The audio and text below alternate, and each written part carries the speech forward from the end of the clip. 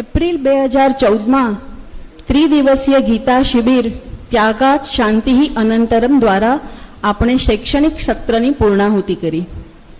August 2014 આપણે શૈક્ષણિક સત્રનો પ્રારંભ પણ ત્રિદિવસીય ગીતા શિબિર દ્વારા કરી રહ્યા છે. આ એક સુંદર યોગાનું યોગ છે.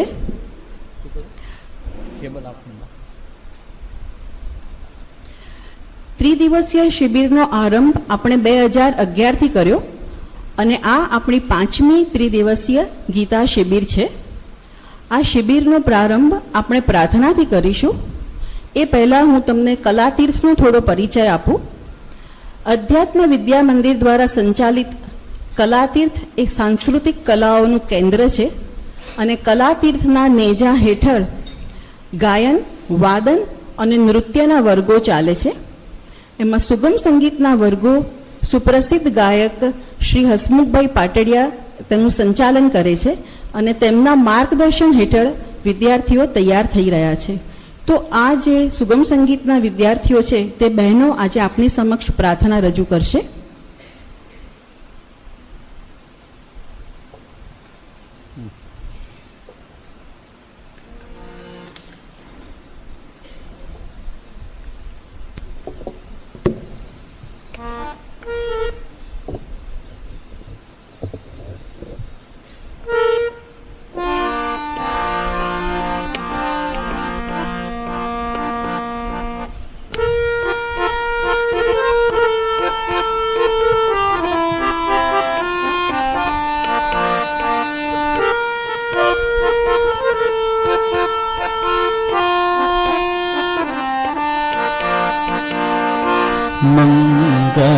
મંગલકારી મંગલધામ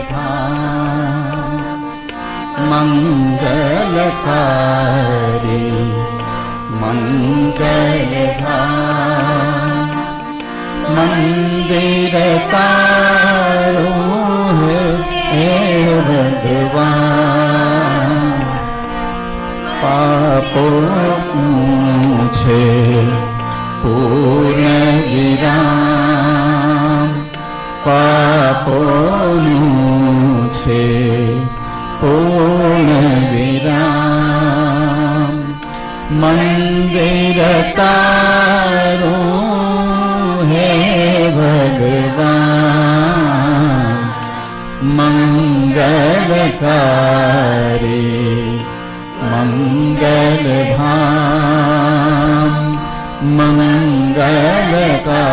મંગલકારી મંગલધામ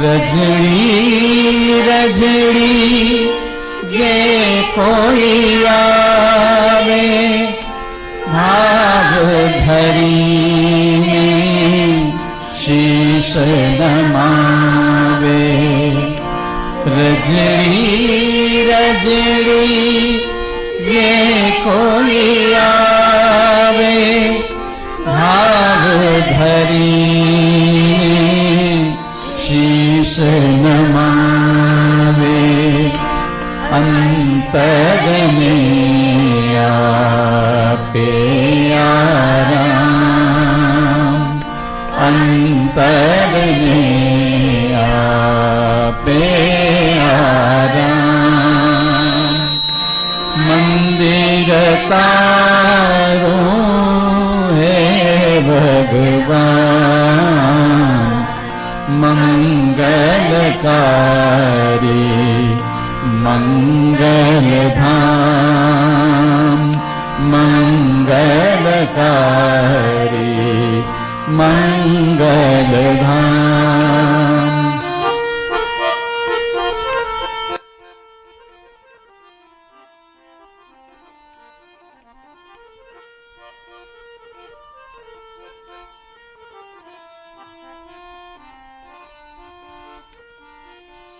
કૃત્ય કરીને જે ના છુપાવે રડતે હૈયે જે પછતાવે કૃત્ય કરીને જે ના છુપાવે રડતે હૈયે જે પછતાએ કાપે ના કર્મ તમામ કાપે ના કર્મ તમામ મંદિર તારું એ ભગવાન મંગલકારી મંગલધામ મંગલકારી મંગલધામ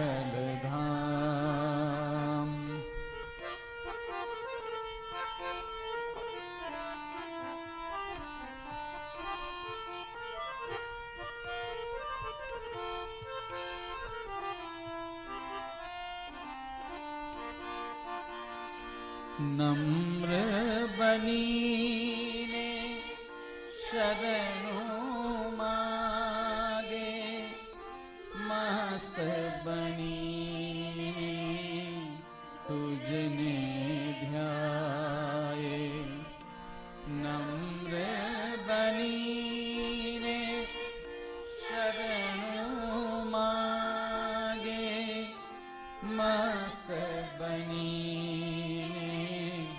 તુજને ધ્યાયે આપે ને અક્ષય નિધાન આપે ને અક્ષય નિધાન મંદિર તારું એ ભગવાન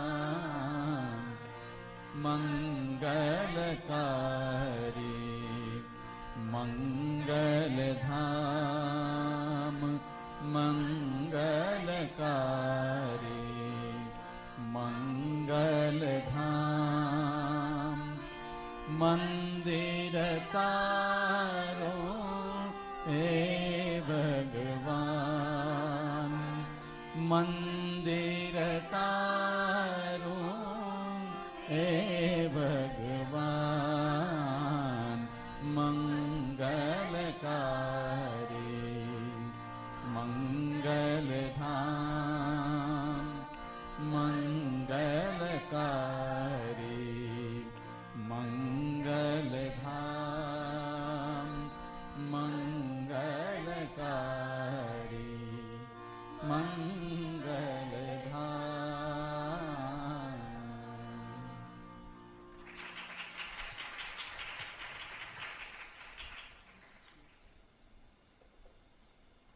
બહેનોએ ખૂબ સુંદર પ્રાર્થના રજૂ કરી અને હવે પૂજ્ય સ્વામીજીનું આપણે પુષ્પમાળાથી સ્વાગત કરીશું. સ્વાગત કરશે શ્રી કપિલભાઈ વ્યાસ, અધ્યાત્મ વિદ્યા મંદિરના ટ્રસ્ટી છે અને ખૂબ સંનિષ્ઠ કાર્યકર્તા છે. નમો સ્વનંતાય સહસ્રમૂર્તયે સહસ્રપાદાક્ષિશિરોરુબાહવે સહસ્રનામ્ને પુરુષાય શાશ્વતે સહસ્રકોટિયુગધારિણે નમઃ.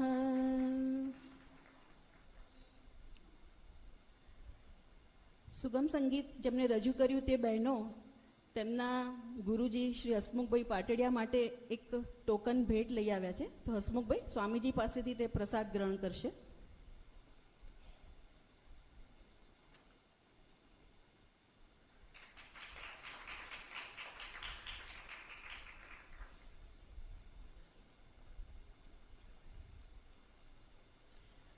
સર્વધર્માન પરિત્યજ્ય મામેકમ શરણમ વ્રજ અહં ત્વા સર્વ પાપેભ્યઃ મોક્ષ ઈષ્યામિ મા શુચઃ. ભગવદ્ ગીતાના 18મા અધ્યાયનો 66મો શ્લોક ખૂબ જ પ્રસિદ્ધ આ શ્લોક છે. અને આ શ્લોકમાં ભગવાન એ ભક્તને એક હૈયાધારણ આપે છે કે જો તું સર્વ ધર્મનો, તારા સર્વ કર્મનો ત્યાગ કરીને ફક્ત મારું જ શરણ ગ્રહણ કરીશ તો હું તને સર્વ પાપમાંથી મુક્ત કરીશ અને તારા સર્વ શોકમાંથી અથવા તો શોક કરવાનું કોઈ કારણ નથી. ભગવાને આવો સુંદર ઉપદેશ તો આપ્યો. જો આ ઉપદેશ આપણે હૃદયમાં ગ્રહણ કરીએ તો આપણે ઘણા બધા માનસિક તણાવમાંથી મુક્ત થઈ જઈએ છીએ. પણ માનસિક તણાવમાંથી મુક્ત થઈએ તે માટે આપણે પહેલાં સમજવું પડે કે સર્વ ધર્મનો કે સર્વ કર્મનો ત્યાગ એટલે શું. ફક્ત ઈશ્વરનું જ શરણ ગ્રહણ કરવું એટલે શું. અને ભગવાન કહે છે કે હું તને સર્વ પાપમાંથી મુક્ત કરીશ. તો એના આપણા હૃદયમાં, આપણા જીવનમાં એનો અર્થ શું થાય. તું શોક ના કરીશ તો એનો અર્થ પણ આપણા જીવનના સંદર્ભમાં શું થાય. આ સમજવું ખૂબ જ જરૂરી છે. અને આ સમજ પ્રાપ્ત કરવા માટે જ આપણે અત્રે ઉપસ્થિત થયા છે. આપણી પાસે પૂજ્ય સ્વામીજી જેવા શ્રેષ્ઠ વક્તા છે. ભગવદ્ ગીતા, હું દરેક વખતે કહું છું કે ભગવદ્ ગીતા પૂજ્ય સ્વામીજી પાસે સાંભળવી આપણા જીવનનો એક અમૂલ્ય લાભો છે. ભગવાને સ્વયં આપેલો ઉપદેશ છે. ફક્ત આપણે અર્જુન બનવાની જરૂર છે. તો ચલો આપણે ભગવાનને અને ગુરુજીને પ્રાર્થના કરીએ કે અર્જુન જેવું મન આપણને આપે, જેથી આ ઉપદેશ આપણા હૃદયમાં સ્થિત થાય અને આપણે પણ માનસિક તણાવમાંથી મુક્ત બનીએ. તો પૂજ્ય સ્વામીજીને હું વિનંતી કરીશ કે તેઓ દીપ પ્રાગટ્ય કરીને આ શિબિરનો પ્રારંભ કરે.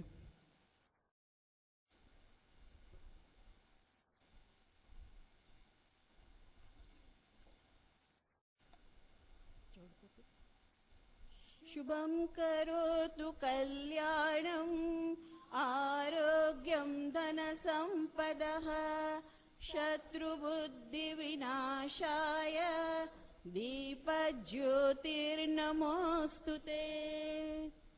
ઓમ ન તત્ર સૂર્યો ભાતિ ન ચંદ્ર તારકમ નેમા વિદ્યુતો ભાંતિ કુતોયમગ્નિઃ તમેવ ભાંતમનુભાતિ સર્વં તસ્ય ભાસા સર્વમિદં વિભાતિ.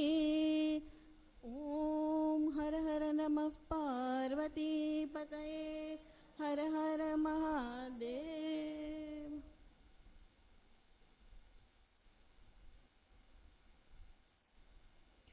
હવે પૂજ્ય સ્વામીજી મા શુચઃ શિબિરનો પ્રારંભ કરે તે પહેલાં સર્વ ભાઈ બહેનોને વિનંતી તેમનો મોબાઈલ સ્વિચ ઓફ કરી દે. આશા રાખું કે વચ્ચે કોઈનો મોબાઈલ વાગે નહીં. બધાને રસક ક્ષતિ થતી હોય છે. મહેરબાની કરીને મોબાઈલ સ્વિચ ઓફ કરો.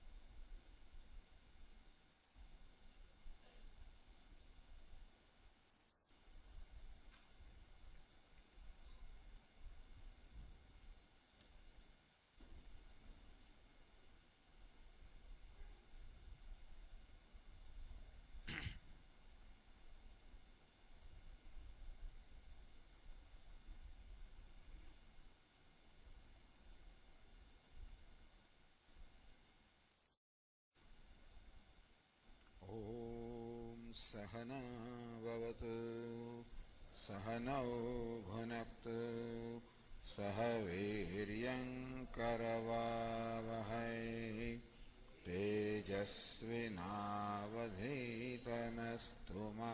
विद्विषावहै ओम शांति शांति शांति।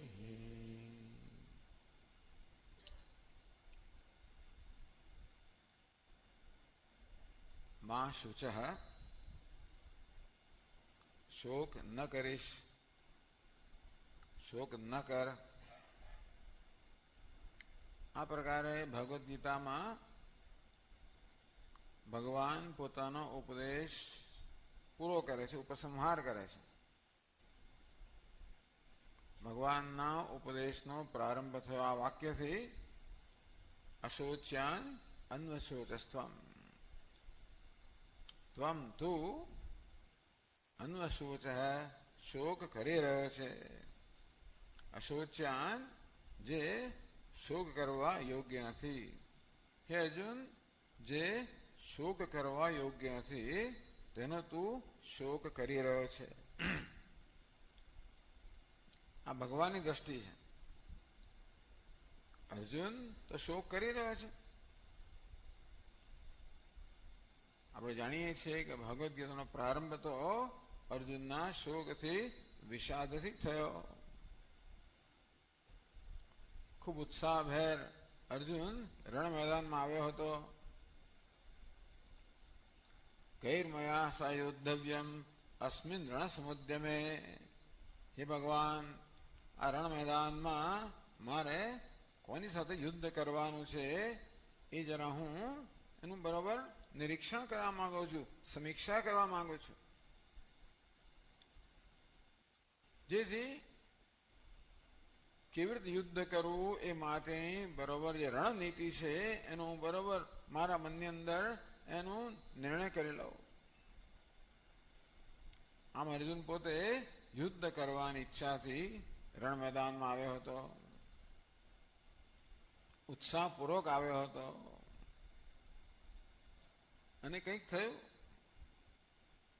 ભગવાનને વિનંતી કરે, ભગવાન મારા રથને બે સૈન્યની વચ્ચે સ્થાપિત કરો. ભગવાને તો આજ્ઞાંકિત સેવક હતા. ભગવાન અર્જુનના રથના સારથી હતા. સારથી એટલે નોકર. તો નોકરે તો માલિકની આજ્ઞાનું પાલન કરવું જોઈએ. ભગવાન એવા આજ્ઞાંતિક સેવક છે.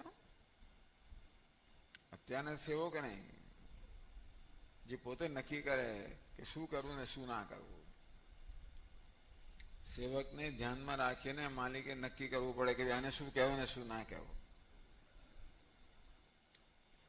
તો અર્જુનને એવી કોઈ સમસ્યા ન હતી. તો અર્જુન ક્યારે ભગવાનને કહી ના શક્યો હોત ને. ભગવાન પણ આજકાલના જેવા જો સેવક હોત તો અર્જુનના મનમાં ભય રહે કે હું કહીશ ને ભગવાન માનશે કે નહીં માને. કદાચ સામું બોલશે તો, અને મને ઉતારી પાડશે તો, મારું મોં તોડી લેશે તો, એવું તો ખરે. એવું કોઈ ભય અર્જુનને નથી, કોઈ પ્રકારના સંકોચ વગર. ભગવાન તો અર્જુનના વાસ્તવમાં જ્યેષ્ઠ મિત્ર છે. અર્જુન કરતા ઉંમરમાં થોડા મોટા હશે અને એમના મોભામાં એ તો અત્યંત મોટા હતા. આમ આવા મહાન ભગવાન કૃષ્ણ પોતાના સારથી છે, છતાં પણ એમને આ પ્રકારનો આદેશ આપવામાં કે ભગવાન મારા રથને બે સૈન્ય વચ્ચે સ્થાપિત કરો, એવો આદેશ આપવામાં અર્જુનને કોઈ સંકોચ નથી. કારણ કે ભગવાન એવા એક આદર્શ સેવક છે જે ક્યારેય માલિકને સંકોચમાં ન પાડે. અને ભગવાને આજ્ઞાનું પાલન કર્યું. રથને બે સૈન્ય વચ્ચે એવી રીતે ઉભો કર્યો જેથી અર્જુન બરોબર મોટા મોટા યોદ્ધાઓને, દ્રોણને, ભીષ્મને બધાને જોઈ શકે. કંઈક ભગવાન રમત રમતા હશે અંદરથી. ભગવાન કૃષ્ણ એટલે રમત જ રમવાના. રામચંદ્ર બીજા સીધારા સાદા ખરા. કૃષ્ણ ભગવાન તો દરેકમાં રમત જ રમવાના. આપણે એવું લાગે છે આ બધું એમણે ઊભું જ કરેલું છે. એવું શ્રીમદ ભાગવતમાં કહેવામાં આવ્યું કે આ બધું ભગવાને ઊભું કરેલું છે. એમણે જ દુર્યોધન પાસે એવું વર્તન કરાવ્યું કે જેથી પાંડવો અત્યંત ક્રોધાયમાન થઈ જાય અને છોડ બંને વચ્ચે વૈમનસ્ય જન્મે, યુદ્ધ કરે અને પરસ્પરનો નાશ કરે. અને તેથી કદાચ અર્જુનના મનમાં વિચાર જમ્યો, આ તો મારી કલ્પના અત્યારે છે, કે ભગવાન મારા સૈન્યને, મારા રથને બે સૈન્ય વચ્ચે સ્થાપિત કરો. એની પાછળ પણ કદાચ ભગવાનની એવી યોજના હશે, એના મનમાં એવો વિચાર મૂકવાની પાછળ. અર્જુને જોયું કે બંને સૈન્યમાં પોતાના સગાવાલાઓ, મિત્રો, ભાઈ ભાંડુઓ બધા છે. અને જોઈને જ અત્યંત શોકગ્રસ્ત થઈ ગયો, વિષાદગ્રસ્ત થઈ ગયો. અને ભગવદ્ ગીતાના પહેલા અધ્યાયના છેલ્લા શ્લોકમાં કહેવામાં આવ્યું, એવં ઉક્ત્વા અર્જુન સંખ્યે રથોપસ્થ ઉપાવિશત વિસૃજ્ય સશરમ ચાપમ શોક સંવિગ્ન માનસ. જેનું મન શોકમાં ડૂબી ગયું છે એવું અર્જુન પોતાના ધનુષ્ય અને બાણનો ત્યાગ કરીને રથની વચ્ચે ફસડાઈ પડ્યો. આમ શોકગ્રસ્ત, વિષાદગ્રસ્ત એવા અર્જુનનું ચિત્ર આપણી સમક્ષ રજૂ કરવામાં આવે છે. એટલે ભગવાન જે ઉપદેશ કરે છે એ કેવો અર્જુનને કરે છે? જે શોકગ્રસ્ત છે, વિષાદગ્રસ્ત છે, જે શોકના વિષાદના સમુદ્રમાં જાણે કે બિચારો ગરકાવ થઈ ગયો છે, ડૂબી ગયો છે. એવા શોક સમુદ્રમાં ડૂબેલા અર્જુનનો ભગવાન ઉદ્ધાર કરવાનો છે. ઉદ્ધરેત આત્મનાત્માન મગ્નમ સંસાર વારિધૌ. વિવેકી ચૂડામણી કહે છે કે આ બિચારો આત્મા અર્થાત બિચારો જીવ તો સંસાર સમુદ્રમાં મગ્ન થઈ ગયો છે, ડૂબી ગયો છે, એનો ઉદ્ધાર કરવાનો છે. આમ આ પ્રકારે અર્જુનનું ચિત્ર આપણી સમક્ષ પ્રસ્તુત કરવાનું એક સરળ પ્રયોજન છે કે અર્જુન માનવ માત્રનો પ્રતિનિધિ છે, આપણા બધાનો પ્રતિનિધિ છે. અને તેથી જયારે એમ કહેવામાં આવ્યું કે અર્જુનનું મન શોકમાં ગરકાવ થઈ ગયું હતું, ત્યારે એમ કહેવામાં આવે છે કે માનવ માત્રનું મન શોકમાં ગરકાવ થઈ ગયેલું હોય છે. બિચારો માનવી કેવો છે? શોકગ્રસ્ત છે, વિષાદગ્રસ્ત છે, હંમેશા શોકમાં જ ડૂબેલો છે. ના સ્વામી, એ વાત બરોબર નથી. અમે તો, હું કઈ શોકમાં નથી, હું કઈ વિષાદમાં નથી, હું તો આનંદમાં છું. માત્ર એક બટન દબાવવાની જ જરૂર છે. ઘણા બધા બટનો અંદર છે, અને એકાદ બટન જે દબાવવામાં આવે તો તરત જ અંદર રહેલો શોક, વિષાદ એકદમ સપાટી પર આવી જાય, અભિવ્યક્ત થઈ જાય. નાનામાં નાનું કારણ, માત્ર મારું ધાર્યું કશું ન થયું, માત્ર મને ગમતી વસ્તુ ન થઈ કે અણગમતી વસ્તુ થઈ, નાનામાં નાની વસ્તુ. હું ટેલિફોન કોને કરું અને ટેલિફોન એંગેજ આવે, હું ટેલિફોન કરું ને કોઈ રિંગ વાગ્યા કરે, જવાબ ના મળે, બસ આટલું જ પૂરતું છે મને અધીરો બનાવી દેવામાં, મને ક્રોધાયમાન કરવામાં. ક્યાં તો જેને મેં ટેલિફોન કર્યો એની સામે મારો પુણ્ય પ્રકોપ વ્યક્ત થાય કે ઘણી વાર આ ટેલિફોન સામે વ્યક્ત થઈ જાય. આટલી નાની વસ્તુ એલાર્મ સમયસર ન વાગ્યું, સમયસર વાગ્યું. કોઈ પણ વસ્તુ મને દુઃખી કરવા માટે સમર્થ છે. આમ દુઃખી થવા માટે આપણને કોઈ મોટા કારણની જરૂર નથી.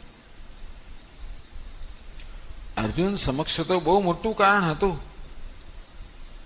તે હતું એના અત્યંત નજીકના પ્રિય જે સ્વજનો હતા એ સ્વજનોનું મૃત્યુ, એ સ્વજનોનો વિયોગ, એ માટે તો બહુ મોટું કારણ હતું. સ્વજનમ મે કથમ હત્વા સુખિન શ્યામ માધવ. હે માધવ, અમારા સ્વજનોની હત્યા કરીને અમે કેમ સુખી થઈ શકીએ? એટલે કદાચ અર્જુનના મનમાં જે શોક જન્મ્યો એનું તો કારણ સમજી શકાય. પરંતુ આપણા મનમાં શોક જન્મે છે એના શું કારણ? ક્ષુલ્લક કારણ. બસ ન મળી, બસ સ્ટેન્ડ પર આવ્યો, બસ જતી રહી, બસ આવી પણ મને ના લીધો, મને લીધો પણ મને બેસવાની જગ્યા ના મળી, બેસવાની જગ્યા મળી પણ બારી પાસે ના મળી, બારી પાસે મળી તો મારી બાજુમાં એવો માણસ બેસી ગયો જે મને ગમતો નથી.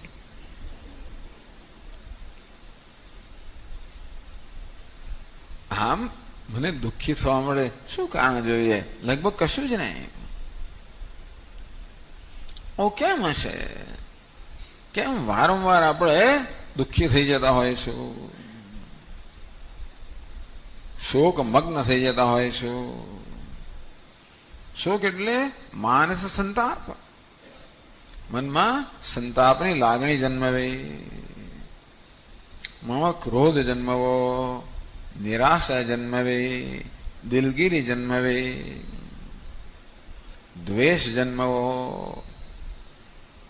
નિરાશા જન્મવી, પોતાના વિશે અસંતોષ જન્મવો, પોતાના વિશે તિરસ્કાર જન્મવો, પોતાના વિશે નિરાશા જન્મવી. આ બધા શોકના જ ભિન્ન ભિન્ન પ્રકાર છે. અને મનુષ્ય બિચારો આ પ્રકારના શોક માટે જાણે કે ન રચાયો હોય. અને મનુષ્યનું મન, અમારા સ્વામી મહારાજ કે જ્યાં મનુષ્યનું મન છે ત્યાં આગળ શોક હોવાનો જ. મન માત્ર નહીં, મનુષ્યનું મન. ભેંસને પણ મન છે પણ મનુષ્યનું મન નથી, મળે ત્યાં શોક નથી. ગાયને પણ મન છે, મન નથી એવું નહીં. ગાયને ભગવાને મન આપ્યું છે, બુદ્ધિ આપી છે, બધું આપ્યું છે, પણ મનુષ્યનું મન નથી. અંતેથી આ ગાયને વિષાદ નથી, શોક નથી, ડિપ્રેશન નથી. ગાય પણ સુખી થઈ જાય ખરી ક્યારેક ક્યારેક. એને ગમતી વસ્તુ મળે, ઘાસ મળે, સારું ખાવાનું મળે તો ગાયને પણ આનંદ થાય, થતો જ હશે. અને બે ચાર દંડા પડે તો બિચારીને દુઃખ થાય, થતું હશે. તો જતું આવ્યું ને જતું રહ્યું. ગરકાવ ન થઈ જાય. મને કેમ દંડો માર્યો? સવારે દંડો માર્યો હોય તો બપોરે, સાંજે, બીજા દિવસે, અઠવાડિયા સુધી, 15 દિવસ સુધી એની અસર ચાલે. ગાયને ઘાસ ન ભાવે, ખાવાનું ના ભાવે, એને ઊંઘ ન આવે. આવું ગાયને થતું હોય એવું આપણા ખ્યાલમાં નથી. એને આપણે શોક કહીએ છીએ. જરાક દુઃખ આવી ગયું અને જતું, આવ્યું ને ગયું તો બહુ મોટી મુશ્કેલી નથી. આવે અને જાય જ નહીં. આવો શોક કે વિષાદ તો માત્ર એક મનુષ્ય જે છે એની જ વિશેષતા છે.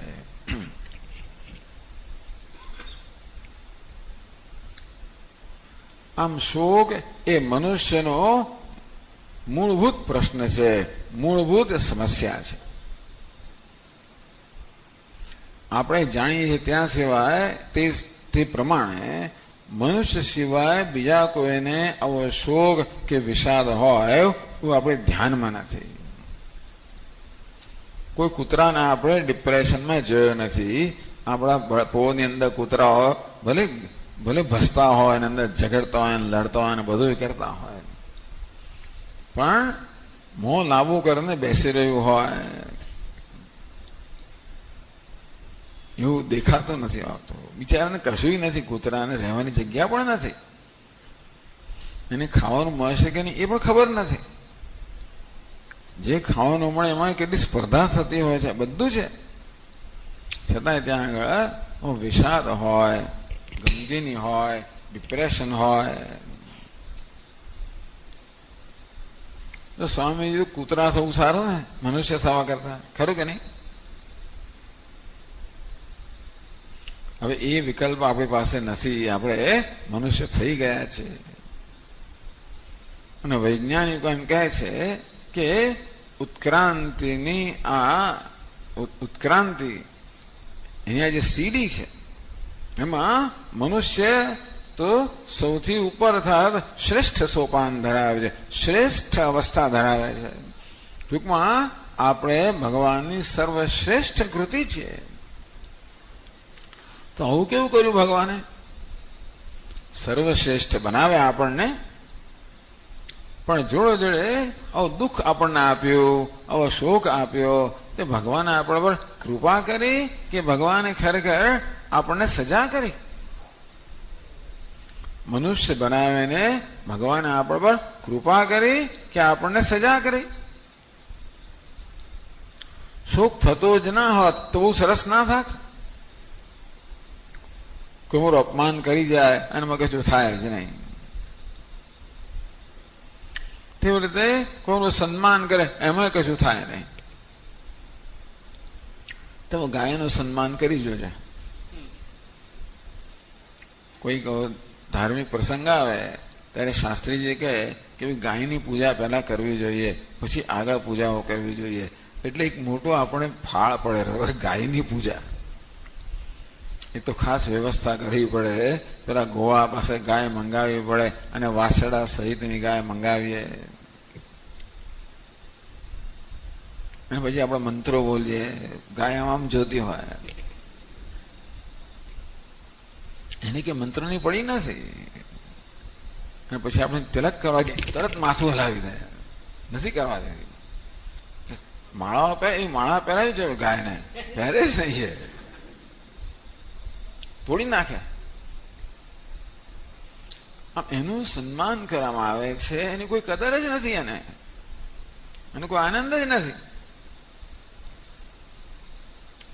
એટલે આવો આનંદ જ ન થાય. અને ગાયને આપણે બે ચાર ગાળો દઈએ તો એનું કઈ દુઃખ પણ ના થાય. એક ગાયની પૂજા કરીએ અને બીજા ના કરીએ તો પેલી ગાયને એમ થાય કે જો મારી પૂજા ના કરી, પેલીની પૂજા કરી અને મારી ના કરી. આવી કોઈ જાતનું દુઃખ પણ ગાયને થતું હોય એમ જણાતું નથી. એવું લાગે છે કે ભગવાને બીજા બધા પ્રાણીઓને, મનુષ્ય સિવાયના બીજા જીવોને આ શોકથી, વિષાદથી મુક્ત રાખ્યા છે. આપણે પડે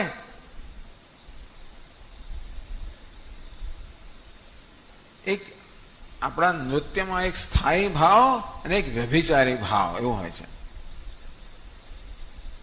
નૃત્ય કરતી હોય નર્તકી, એક સ્થાયી ભાવ, કોઈક વિષય હોય જે આપણી સમક્ષ રજૂ કરે, દ્રૌપદી, એનો એક સ્થાયી ભાવ હોય, સતત ગુસ્સે ને ગુસ્સે હોય, લડાયક ભાવ, એ સ્થાયી ભાવ. ક્યારેક વળી દ્રૌપદી હસે પણ ખરી, લડાયક ના પણ હોય, ક્યારેક વળી પ્રેમ પણ કરે, ક્યારેક ક્યારેક આવા ભાવ પણ વચ્ચે આવે જે લડાયક નથી. એ કેવા છે? વ્યભિચારી ભાવ, અર્થાત ક્યારેક આવે અને જાય. પણ આ બધા ભાવો હોય ત્યારે અંદર બોલો લડાયક ભાવ છે ને એ તો સ્થાયી જ હોય. તમે આપણે પણ ક્યારેક ક્યારેક હસી લઈએ ખરા, એ કેવું છે? વ્યભિચારી, આવે અને જાય. આ બધાની પાછળ પેલો જે શોક છે કે વિષાદ છે તો સ્થાયી ભાવ છે. અમારા સ્વામીજી દૃષ્ટાંત આપતા હતા પહેલાના જમાનામાં કે આ બધા એમાં ગીત ગાતા હતા ત્યારે એક પેલું હાર્મોનિયમ વાગે અથવા પેલું એક એમની પાસે બોક્સ હોય છે, મ્યુઝિક બોક્સ, શ્રુતિ, એને ચલાવે પહેલા અને પછી એમાંથી એક પ્રકારનો ધ્વનિ નીકળ્યા કરે. સૂર, એ લોકો સૂરનું બોક્સ હોય. એ સૂર સાંભળીને એ પ્રમાણે પોતાનો સૂર મેળવે. એ જયારે ગાતા હોય આવી રીતે મોટેથી ત્યારે આપણને પેલો સૂર ના સંભળાય. હોય તો ખરો પણ સંભળાય નહીં. ગીત પૂરું થયું, એ લોકો શાંત પડે એટલે તરત પેલાનો સૂર સંભળાય. એ કહો છે ચાલુ જે સ્થાયી ભાવ હતો. ગીત આવે અને જાય, એ કેવું છે? આવનારો જનારો ભાવ છે. પરંતુ પેલું જે સૂરનું બોક્સ છે એ સૂર કેવો છે? સ્થાયી છે. તેમ આપણા હૃદયમાં એક સૂર વાગી રહ્યો છે, એક મ્યુઝિક બોક્સ છે અંદર હૃદયમાં. શું છે? હું દુઃખી છું.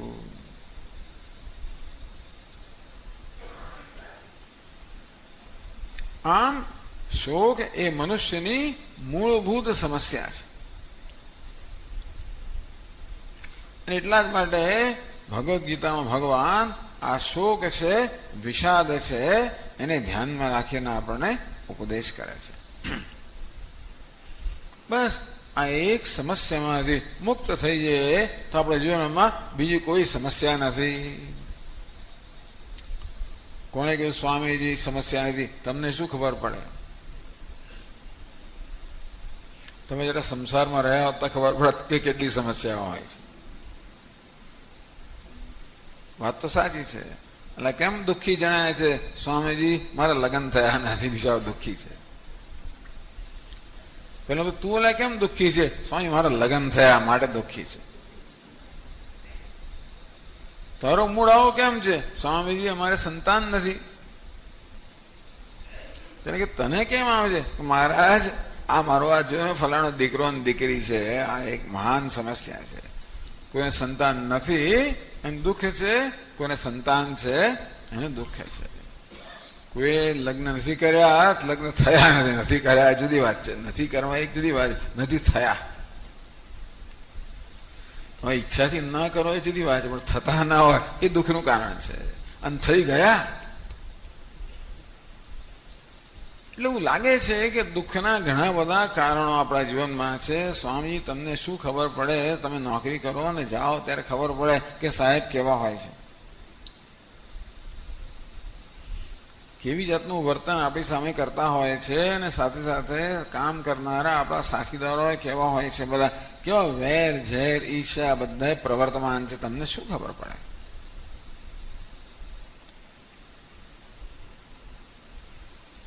એટલે ઘણા લોકો કે સ્વામી કે હું સંન્યાસ માટે તૈયાર થઈ ગયો છું.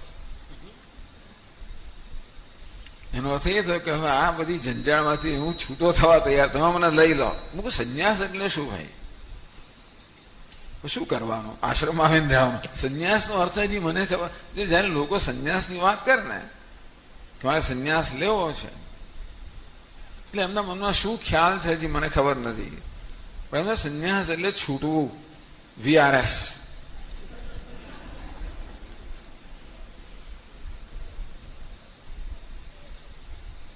એટલે પેલી હવે રિટાયરમેન્ટ સ્કીમ હતી ને એવી સંન્યાસ એટલે VRS લઈ લીધો.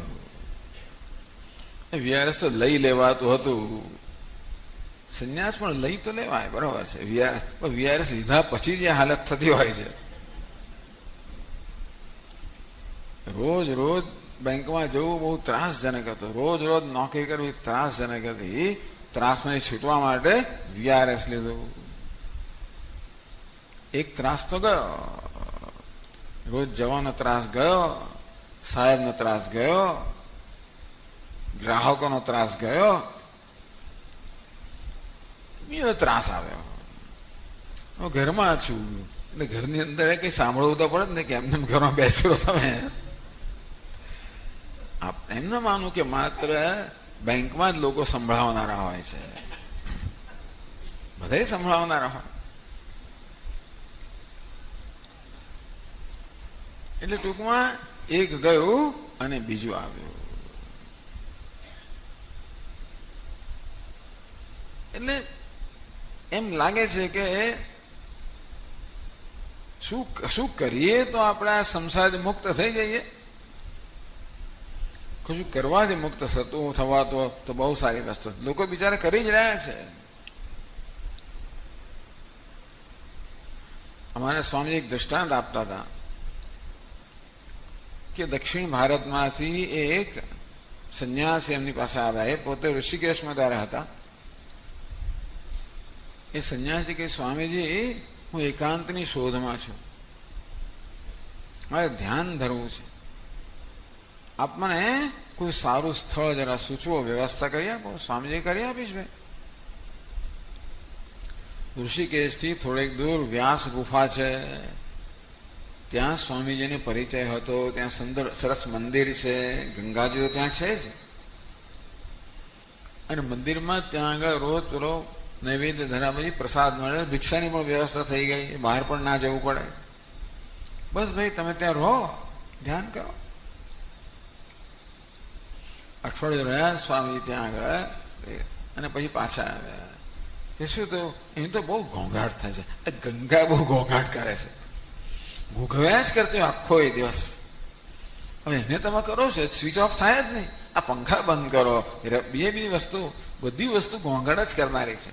રેફ્રિજરેટર ઘોંઘાટ કરે, એર કન્ડિશનર ઘોંઘાટ કરે, પંખાઓ ઘોંઘાટ કરે, લાઉડ સ્પીકરો ઘોંઘાટ, બધું ઘોંઘાટ કરે. એ કદાચ તમે બંધ કરો, પણ ગંગાનો ઘોંઘાટ કેમ બંધ કરવો? સ્વામી કે સારું ચાલો ભાઈ, તમને ગંગાનો ઘોંઘાટ ન સમય એવી કોઈ જગ્યા આપણે નક્કી કરીએ. ઉત્તર કાશીમાં ઉપર ટેકરી ઉપર, જ્યાં નીચે ગંગા વહેતી હોય ઉપર, એવી સરસ જગ્યા કંઈક સ્વામીએ એમને પસંદ કરી આપી. ત્યાં કુટિયા વગેરે હશે, કોઈ નાનો આશ્રમ હશે. ત્યારે અઠવાડિયું થયું અને પાછા આવ્યા. કેમ બી શું થયું? સ્વામી પક્ષીઓ બહુ ઘોંઘાટ કરે છે ને શું કરવાનું? આપણે એક પરિસ્થિતિ ગઈ અને બીજી પરિસ્થિતિમાં જઈશું એટલે આપણે શોકથી મુક્ત થઈ જઈશું. પણ કમ નસીબે માત્ર પરિસ્થિતિ બદલાય છે, પેલો શોક તો સ્થાયી ભાવ. એવું કેમ હશે? માણસ કેટલી બિચારી પરિસ્થિતિ બદલ્યા જ કરે છે ને. વળી પાછા અમારા સ્વામીજીના અનેક દ્રષ્ટાંત છે. આ માણસ સ્વર્ગમાં ગયો, એ કથાકાર હતો અને કથામાં બહુ ભજનો ગવડાવે, બધા પાસે ખૂબ બધું ભગવાનનું નામ લેવડાવે. આમ બધા કેટલા બધા શ્રોતાઓને ભગવાનનું નામ લેવડાવવાને કારણે એને પણ પુણ્ય પ્રાપ્ત થાય ને. પરિણામે એ સ્વર્ગમાં ગયો, ખૂબ ખુશ થયા. સ્વર્ગમાં એટલે હવે કલ્પના કરવાની કે ભગવાન સામે બેઠેલા છે, ભગવાનના દર્શન કરો. દર્શન થયા 2 મિનિટ, 5 મિનિટ, 10 મિનિટ, 15 મિનિટ પછી શું? પછી આજુબાજુ જોવા માંડે. ત્યાં ટોળાની અંદર બીજો એક માણસ એને દેખાયો. એ કોણ હતો? દિલ્હીનો ફટફટ વાળો પેલો હોય છે ને આપણો છકડા વાળો. એટલે અહીંયા ક્યાંથી આવ્યો? મેં આખી જિંદગી આટલી સાધના કરી, એના પરિણામે સ્વર્ગમાં આવ્યો. આ હમણાં છકડાવાળો અહીંયા આવી ગયો. હવે ફરિયાદ કરી ગયો ત્યાં. સોરી કે આવું કેમ? આવો અન્યાય કેમ? આ છકડાવાળો છે અને હું ક્યાં? તો જો ભાઈ, તમે કેમ સ્વર્ગમાં છો?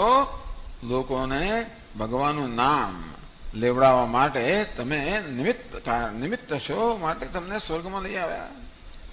આ એને મળે નિમિત્ત છે. તો કઈ રીતે? એ છકડો જે ચલાવે, એક તો છકડાની અંદર 4 જણની જગ્યામાં 14 જણ તો ભર્યા જ હોય, અને પછી જે છકડો ચલાવે, મારો એક મિત્ર કહે છે, હું જયારે રિક્ષામાં બેઠો અમદાવાદમાં, ત્યારે પેલી સામેની બાજુ રિક્ષા તો આમ જતી જે દેખાય, પણ આપણી તરત જતી રિક્ષા એ ઝડપથી જતી હતી. વિચાર કરો, એ રિક્ષા એવી ઝડપથી ચલાવે, એ દિશામાં જે રિક્ષાઓ પણ જાણે કે પાછળ જતી એમ લાગે એટલી ઝડપથી ચલાવે, આંખો બંધ જ કરવાની હોય. આ છકડામાં કોઈ બેસે એટલે લોકોનો જીવ અદ્ધર થઈ જાય. રામ રામ રામ રામ ભગવાન નામ રટણ થાય ત્યારે ભગવાન યાદ આવે. આમાં છકડા વાળાએ કેટલા હજારો માણસોને કેટલા ભગવાન રામ નામ લેતા કર્યા છે, અને માટે સ્વર્ગમાં આવી ગયો. બિચારો દુઃખી થઈ ગયો, અરે હું સ્વર્ગ આ સ્વર્ગમાં. એટલે આપણને એમ કે સ્વર્ગમાં ગયા પછી એવું કહેવાય છે કે ત્યાં કોઈ દુઃખ નથી, પરંતુ ભગવાન જાણે ત્યાં પણ આપણું મન તો લઈને જઈએ છે ને. સ્વર્ગ જવાબદાર છે એવું નથી. જ્યાં પણ આપણું મન હોય ત્યાં આપણે સંસાર ઉભો કરવાના. આ મન શું કરે છે? સંસાર કહો, શોક કહો, વિષાદ કહો, એની રચના કરે છે. જો શોક નામની વસ્તુ હોત અને આપણે અનુભવ કરતા હોત તો બરાબર છે, તો બધાને શોક થવો જોઈએ. શોક નામની કોઈ વસ્તુ હોત કે ભૂખ લાગી છે અને જમવાનું, સ્વામીજી પૂજા કર્યા જ કરે છે. આપણે આવે અહીંયા ગણેશ ચતુર્થી દિવસે કે જન્માષ્ટમી દિવસે કે કોઈક દિવસે આ પૂજા પૂરી થાય એટલે સરસ પછી મહાપ્રસાદ છે. એ બધા લોકોને બધામાં રસ હોય, કે એવું નથી કે ખાલી પૂજામાં જ રસ હોય. એટલે જ આ લોકો આવી વ્યવસ્થા કરતા હશે મહાપ્રસાદની.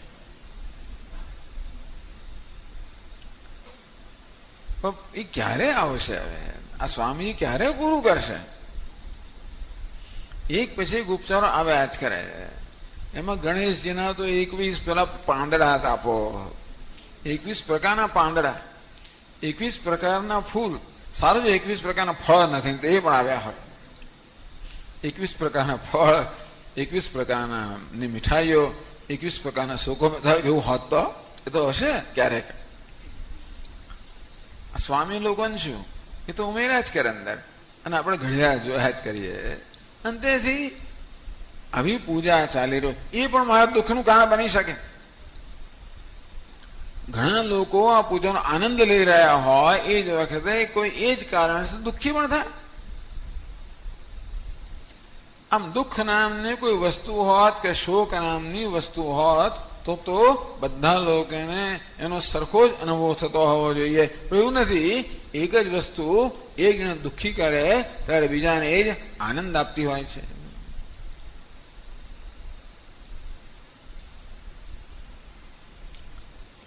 એટલે ભગવાન કહે છે અશોચાન અન્વશોચસ્ત્વમ,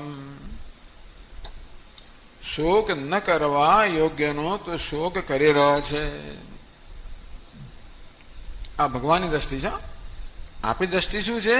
બધી જ વસ્તુ શોક કરવા યોગ્ય છે. કશું ન મળે એ પણ શોક કરવા યોગ્ય છે, કશુંક મળે એ પણ શોક કરવા યોગ્ય છે. નોકરી ન મળે તો શોક કરવા યોગ્ય છે, પણ નોકરી મળે તો શોક કરવા યોગ્ય છે. માંડ બીજી કેટલી બધી ઓળખાણો લગાવીને લાગવગથી નોકરી અપાવડાવી અને આ બિચારો ખુશ થયો અને 15 દાડા પછી આવીને કકડાટ કરવા લાગ્યો કે સ્વામીજી એને નોકરી માટે તમારે 1 કલાક બસમાં જવું પડે અને ત્યાં પછી પાછું ચાલવું પડે, આમ 1.5 કલાક સુધી જવાનું, 1.5 કલાક આવવાનું. એટલે નોકરી નહોતી ત્યારે બિચારાને દુઃખ હતું, નોકરી છે ત્યારે દુઃખ. વહેલા ઉઠવું પડે ને હવે તો સમય. અને આજકાલ તો પાછા અંગૂઠા શું કરે છે? હા, થમ્બ ઇમ્પ્રેશન. મોદી સરકાર આવે એટલે શું કહે? Thumb impression. અને જાઓ ત્યારે થંબ ઇમ્પ્રેશન, એટલે કે અંગૂઠાની છાપ, આપણે ખબર પડે કે તમે આવ્યા. અને બહાર નીકળો ત્યારે ફરી પાછી નીકળો એટલે ખબર પડે ક્યારે આવ્યા અને ક્યારે ગયા. જો કે હિન્દુસ્તાનના માણસો તો રસ્તો કાઢશે જ, વાંધો નથી.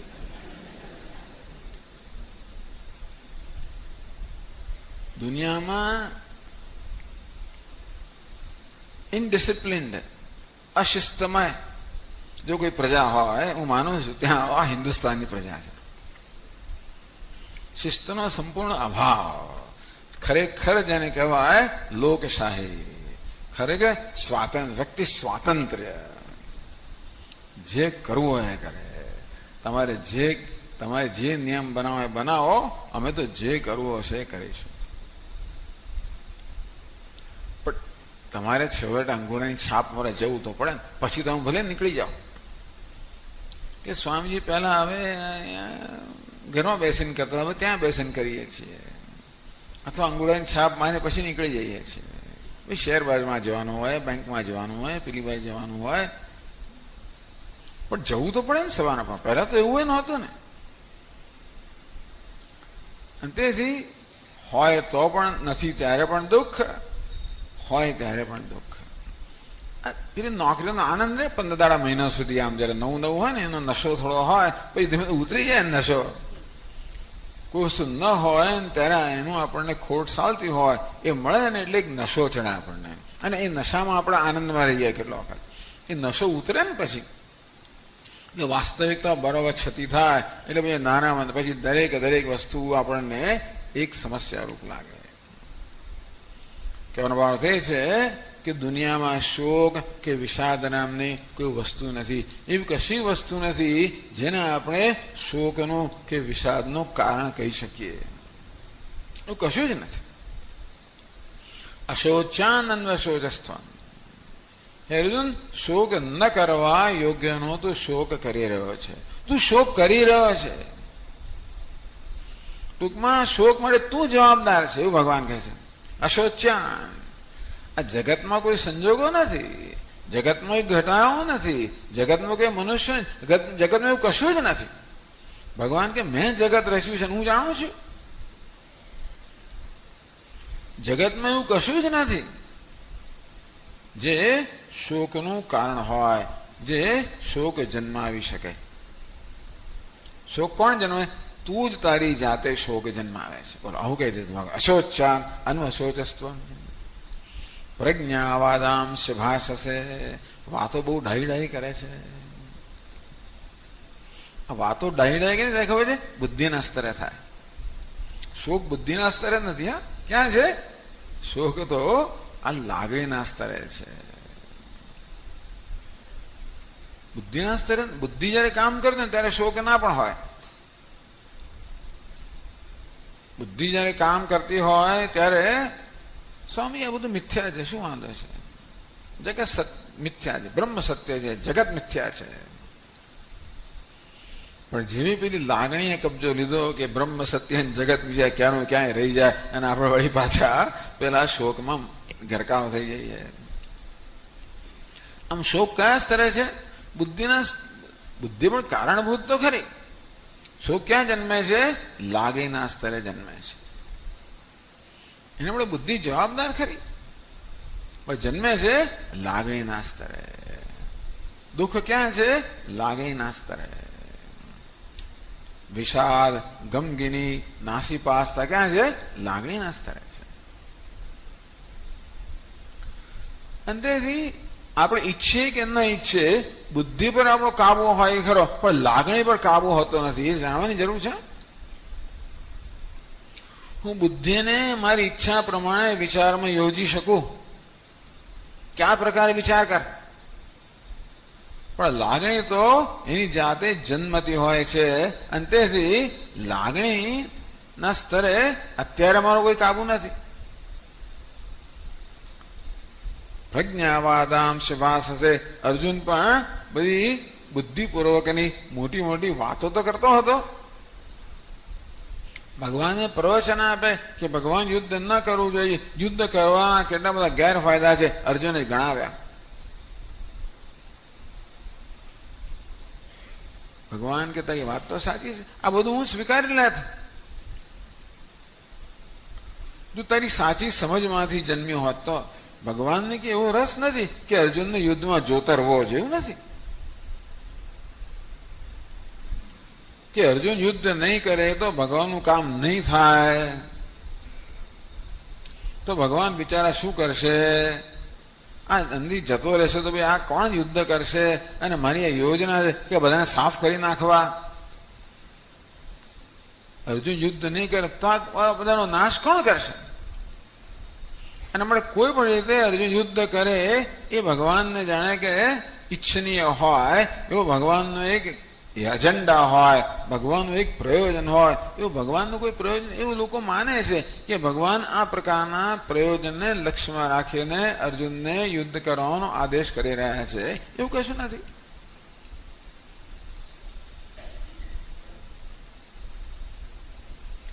એટલે અર્જુનને ઉપદેશ આપવામાં ભગવાનનું પ્રયોજન નથી કે યુદ્ધ કર. એ યુદ્ધ કરાવવો, અર્જુનને યુદ્ધનો આદેશ આપવો એ ભગવદ્ ગીતાનું પ્રયોજન નથી.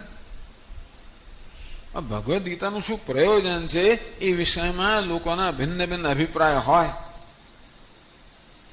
કેટલાક લોકો માને છે, હમણાં કહ્યું રશિયાની અંદર ભગવદ્ ગીતાનું એ લોકોએ અમુક સ્થળે કહી દીધું ભગવદ્નો અભ્યાસ નહીં કરવાનો. કેમ નહીં? ભગવદ્ ગીતા તો હિંસાનું શાસ્ત્ર છે, એ તો યુદ્ધનો ઉપદેશ, હિંસાનો ઉપદેશ કરે છે. આવું નક્કી કર્યું સરકારના સ્તરે. એટલે કેવી રીતે આને કેમ સમજવું અને કેમ ઘટાવવું? વેદાંતે કે નહીં ભાઈ, ભગવાનને એવું કોઈ પ્રયોજન નથી. જો એવું પ્રયોજન મનમાં રાખીને આપણે શિષ્યનો ઉપદેશ કરીએ તો શિષ્યનો લાભ લઈએ. ટૂંકમાં શિષ્યને આપણે મચડીએ છીએ, મેનિપ્યુલેટ કરીએ છીએ, અને આપણી વિચારસરણી સાથે એને કરીએ, એનો લાભ લઈએ, આપણે એને બ્રેઇન વોશ કરીએ, એને આપણી વિચારસરણી બનાવીએ અને એ દ્વારા આપણું કામ કઢાવીએ. એવું કામ કઢાવવું એ કે ભગવાનના એની પાછળનું પ્રયોજન નથી. તો શું પ્રયોજન ભગવાનનું છે? આ ભગવદ્ ગીતાનો સમગ્ર ઉપદેશ આપનો પ્રયોજન શું છે? તો કે અર્જુનને શોકમાંથી મુક્ત કરવો. એક જ પ્રયોજન છે. શંકરાચાર્ય મહારાજ ભગવદ્ ગીતાના ઉपोद्घातમાં સમજાવે છે કે અર્જુન શોક અને મોહના સાગરમાં ડૂબેલો છે અને એનો ઉદ્ધાર કરવા માટે આ ભગવાન ઉપદેશ કરે છે. ભગવાને જોયું કે ઉપદેશ સિવાય બીજી કોઈ રીતે અર્જુન આ શોક અને મોહથી મુક્ત થઈ શકે એમ નથી. અને ત્યારે એમણે ઉપદેશ કર્યો. અત્યાર સુધી કેમ ભગવાનનો ઉપદેશ નહીં કર્યો? ભાઈ આટલા વર્ષોથી સાથે ને સાથે હતા, છતાંય અત્યાર સુધી ભગવાને ઉપદેશ ન કર્યો. કેમ? કે અર્જુન એવામાં શોકમાં એવો નહોતો ડૂબેલો કે એને ઉપદેશ વગર બહાર ના કઢાય. બીજે તો બહાર કાઢી શકાય એમ હતો. ટૂંકમાં એકાદ નવું એને અસ્ત્ર મળે અને અર્જુન ખુશ થઈ જાય, એક નવું યુદ્ધ જીતી જાય, પાછો ખુશ થઈ જાય, શોકમાંથી મુક્ત થઈ જાય. જ્યાં સુધી એવા દુનિયાવી ઉપાયો શક્ય હતા ત્યાં સુધી અર્જુનને ઉપાયો અજમાવ્યા દીધા. અત્યારે એવી પરિસ્થિતિ જન્મી કે અર્જુન પોતે જ જોઈ શકે છે કે મને શોક મુક્ત કરવા મળે કોઈ દુનિયાવી ઉપાય પર્યાપ્ત નથી. એવું કશું જ નથી જે થાય તો હું શોકથી મુક્ત થઈ શકું. એવું અર્જુને જણાવ્યું ત્યારે ભગવાન ઉપદેશ કર્યો.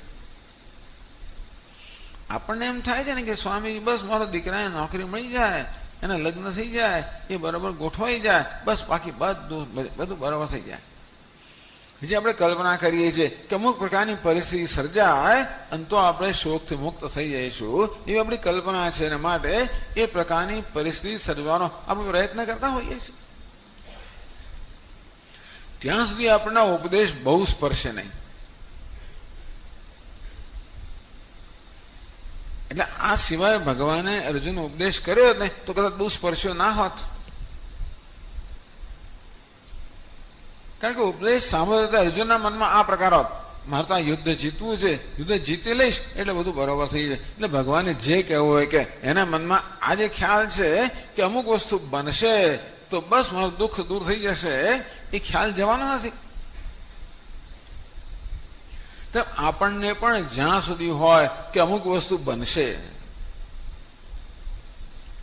આ વ્યક્તિ મારા જીવનથી મોહ દૂર થશે કે પેલી વ્યક્તિ મારા જીવનમાં આવશે, આ વસ્તુ મળશે કે પેલું જતું રહેશે, કંઈક લાભ થાય યોગ અને ક્ષેમ.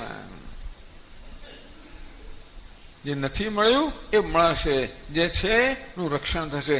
હજી જ્યાં સુધી માનતો હો કે આવી કોઈ વસ્તુ મને શોકમાંથી દુઃખમાંથી મુક્ત કરે, ત્યાં સુધી આપણે હજી અર્જુનની સ્થિતિમાં આવ્યા નથી.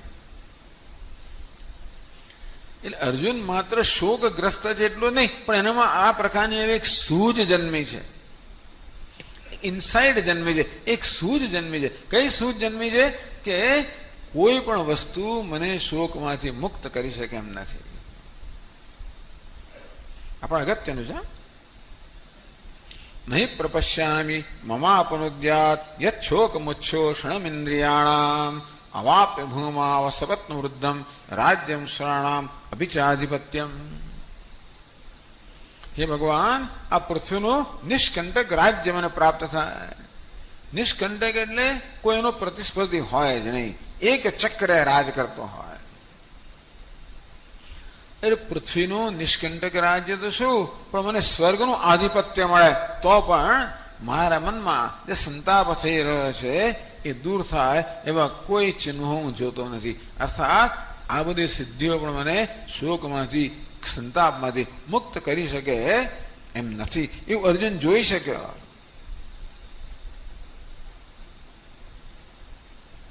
ત્યારે પછી ભગવાનને કહે કે ભગવાન ઉપદેશ કરો, કે ત્યાં સુધી એને કહ્યું નથી. જ્યાં સુધી એને લાગતું હશે કે હજી કંઈક થાય ને અમારો શોક દૂર થાય, ત્યાં સુધી એવો હજી મનમાં એવી જ યોજનાઓ ચાલતી હશે. પણ જ્યારે અર્જુનને બરોબર જણાયું કે ઉપદેશ સિવાય મારો શોક દૂર થાય એમ નથી, તેણે ભગવાનને ઉપદેશની પ્રાર્થના કરી. એટલે આ પણ એક અગત્યની વસ્તુ છે. આપણે પણ આ પ્રકારના આપણા મનમાં પણ વિવેક જન્મવો જોઈએ કે ભાઈ મારા જીવનમાં શોક છે, દુઃખ છે, એ તો જાણે આપણા અનુભવનો વિષય છે, એમાં મારો વાંક નથી. આપણે દુઃખી હોઈએ, આપણે શોક હોય, વિષાદ હોય, એમાં આપણો કોઈ વાંક નથી. ભગવાને બનાવ્યા છે જેવા, આપણું મન જેવું બનાવ્યું છે. તો પહેલું પગથિયું એ છે કે આપણા મનમાં આ પ્રકારનો વિવેક જન્મવો જોઈએ કે આ ઉપદેશ સિવાય, આ જ્ઞાન, આ સમજ સિવાય કોઈ રીતે મારો શોક દૂર થાય એમ નથી.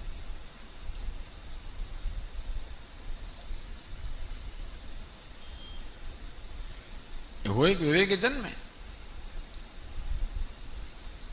એટલે ઉપનિષદ કે પરીક્ષલોકાર કર્મચિતાન બ્રાહ્મણ નિર્વેદમાયાદ નાસ્ત કૃત કૃતેન.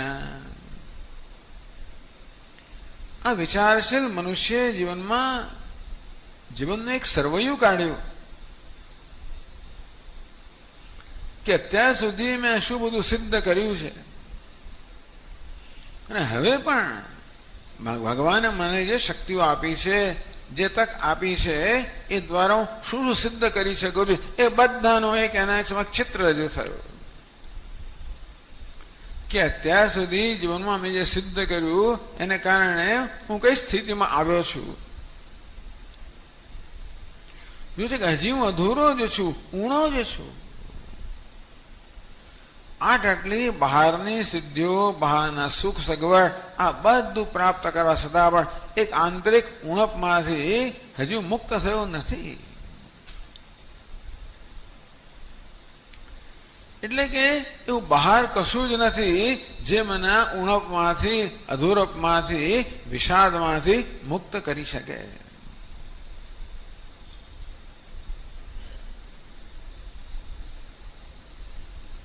સ્વામીજી જો બહારની વસ્તુ મને શોક ન જન્માવતી હોય, આપના કહેવા પ્રમાણે બહારના સંજોગો શોક ન જન્મ તો કોણ જન્માવે છે? મને શેનું દુઃખ છે ભાઈ?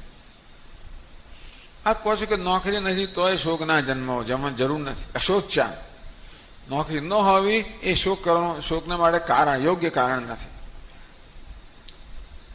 લગ્ન ન થવા શોક માટે યોગ્ય કારણ નથી. કશુંક મળવું શોક માટે યોગ્ય કારણ નથી. ન મળવું શોક માટે યોગ્ય કારણ નથી. અશોચાન આપ કહો છો કે જગતમાં એવી કશી જ વસ્તુ નથી જે શોક માટેનું કારણ બની શકે. ત્યારે ભાઈ શું કારણ છે? જગતમાં કશી વસ્તુ, કોઈ ઘટના હોય, કોઈ પ્રસંગો હોય, એ જો શોકનું કારણ ન બની શકે તો શું વસ્તુ શોકનું કારણ છે? તો ભગવાન કહે કે તું જ શોકનું કારણ છે. તું એટલે તારું મન. જો હું શોકનું કારણ હતો તો પછી તું તારા પાસે હું તો છું જ હંમેશા. હું જ શોકનું કારણ હોઉં તો હું તો છું જ, અને તેથી જ્યાં સુધી હું હોઉં તેની શોક હોય તો જીવનમાં શોકથી મુક્ત થવાનો કોઈ ઉપાય જ નથી. હું જેવો છું સ્વામીજી, હું જેવી છું. હું એવો હોઉં જેને કારણે શોક જન્મવાનો હોય કે સ્વામીજી મારી ઊંચાઈ 5 ફૂટ ને 2 ઇંચ છે, એ શોકનું કારણ હોય તો કોઈ દડો બદલાવાનું જ નથી, ગમે તે કરો. કદાચ કંઈક થોડા પ્લેટફોર્મ શૂઝ કંઈક કરે ને બીજી કોઈ સર્જરી નીકળે ને કદાચ આપણને થોડી વધારે ઊંચાઈ ખબર નથી આપે, થોડું ઘણું ફેર પડે. હું 5 ફૂટ 1 ઇંચ 5 ફૂટ 4 ઇંચ થયું, પણ બીજા 5 ફૂટ 6 ઇંચ વાળા લોકો હોય જ છે ને. એ બધા 5 ફૂટ વાળા લોકોને જોઈને મને આનંદ થાય, પેલું 5 ફૂટ 6 ઇંચ વાળા જોડે વળી પાછો હતો એવો ન થઈ જાવ.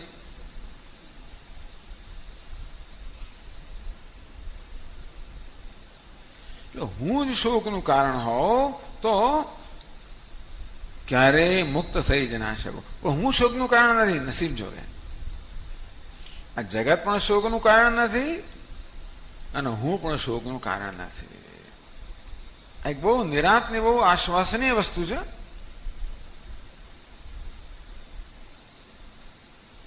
આપણને ખૂબ આશ્વાસન આપનારી વસ્તુ છે, ખૂબ હૈયાધારણા આપનારી વસ્તુ છે કે અશોચાન શોકનું કોઈ કારણ જ નથી, બહાર પણ નથી અને હું પણ નથી. તો શું શોકનું કારણ છે? તો કે અમારું મન શોકનું કારણ છે. તો સ્વામી મન તો હંમેશા હોય જ છે ને, મન શોકનું કારણ તો મન તો હોય એટલે શોક રહેવાનો જ. તો કે મન પણ શોકનું કારણ નથી. આ મનની અંદર જે બધા ખ્યાલો છે ને, જે બધા વિચારો, જે બધા ખ્યાલો છે, અભિપ્રાયો છે, નિર્ણયો છે, ગ્રંથિઓ છે, એ શોકનું કારણ છે. આપણા મનમાં અનેક ગ્રંથિઓ છે, આપણા વિશે આપણા મનમાં અનેક અભિપ્રાયો છે, આપણા વિશે અનેક ખ્યાલો છે. વેદાંત કહે છે કે આપણા પોતાના વિશેના ખ્યાલ, આપણા પોતાના વિશેનો અભિપ્રાય, આપણે પોતાના વિશેની ગ્રંથિઓ, એમ કહે આપણી પોતાના વિશેની દ્રષ્ટિ. કઈ દ્રષ્ટિ? બુદ્ધિની દ્રષ્ટિ. આમ સતત એટલે મારા વિશે જે પ્રકારની દ્રષ્ટિ હું ધરાવું છું, ભગવાન કે એ જ બધા શોકનું કારણ છે. દ્રષ્ટિ બદલાઈ જાય તો શોક જતો રહે, દ્રષ્ટિ ના બદલાય તો શોક જાય જ નહીં. આટલી સરળ વસ્તુ છે. એટલે પહેલા તો મનમાં સ્પષ્ટતા થવી જોઈએ. અશોચાનન્વશોચસ્ત્વમ. ખરેખર શોકનું કોઈ કારણ નથી, બહાર પણ નથી, જગત પણ કારણ નથી અને હું પણ કારણ નથી.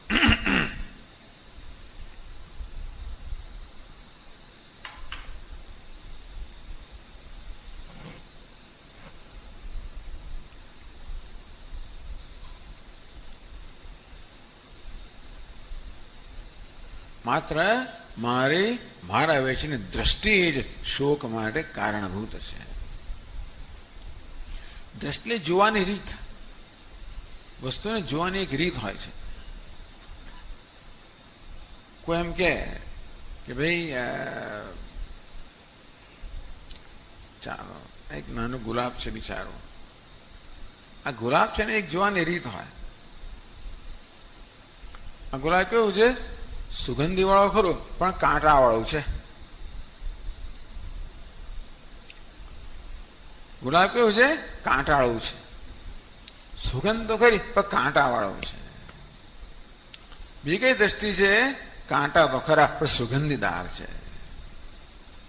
ગુલાબ તો એનું એક છે ને, પણ આ તો ખાલી દ્રષ્ટાંત આપ્યું કે એકની એક જ વસ્તુ વિશે આપણામાં કઈ રીતે બે ભિન્ન પ્રકારની દ્રષ્ટિ હોય. પેલું દ્રષ્ટાંત બહુ જાણીતું છે ને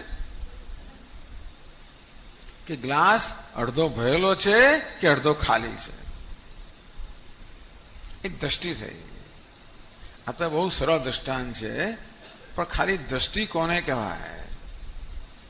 ગ્લાસ તો ગ્લાસ છે અને અડધો ભરેલો છે. એને જોવાની એક રીત છે. એક રીત કઈ છે? ગ્લાસ અડધો ભરેલો છે. કઈ દ્રષ્ટિ છે? અડધો ખાલી છે. અનુનમ દ્રષ્ટિ. એટલે આંખની દ્રષ્ટિ નથી. આંખથી ભલે ગ્લાસ દેખાતો હોય. શેની દ્રષ્ટિ છે? આ મનની દ્રષ્ટિ છે, બુદ્ધિની દ્રષ્ટિ છે, બુદ્ધિનો નિર્ણય છે. આપણી બુદ્ધિને આ પ્રકારની એક ટેવ પડી ગઈ છે કે દરેક વસ્તુ વિશે નિર્ણય હોવો. આવી જ વેદાંતમાં બુદ્ધિની વ્યાખ્યા કરવામાં આવે છે. એને બુદ્ધિ કહેવાય જે દરેક વસ્તુ વિશે નિર્ણય, દરેક વસ્તુ વિશે અભિપ્રાય હોય. તો ગમે તે માણસ પૂછજો, એને અભિપ્રાય હોવાનો છે. પેલો ગામડાનો માણસો કુદળો શાળામાં ગયો જ નથી, અભણ છે, નિરક્ષર છે. એને પૂછો કે તમે ભાઈ મોદી સાહેબ શું માનો છો? એનો કઈક અભિપ્રાય છે? શું લાગે છે? દેશનો આપણો આગળ વધશે કે નહીં વળે એનો અભિપ્રાય છે? આટલી બધી ગંભીર વસ્તુ મળે અભિપ્રાય હોય?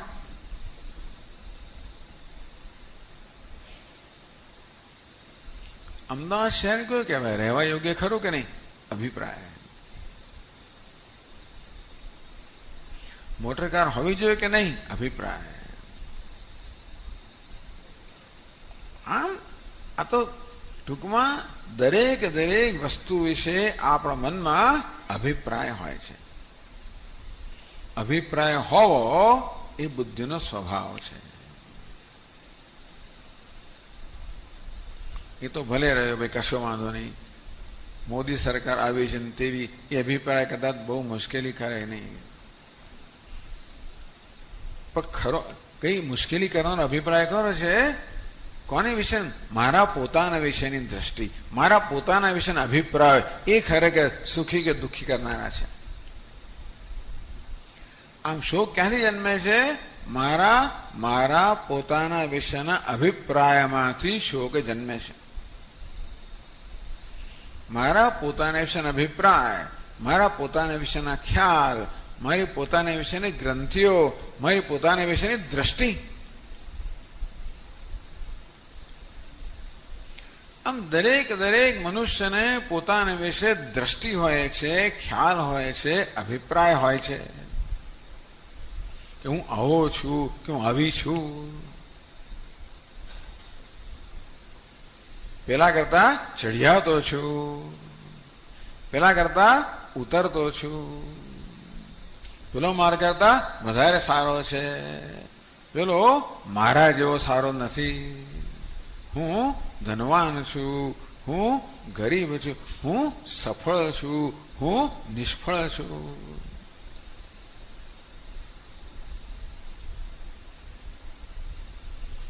આમ આપણા વિષયના બધા કેવા છે? અભિપ્રાયો છે, ગ્રંથિઓ છે, દ્રષ્ટિ છે.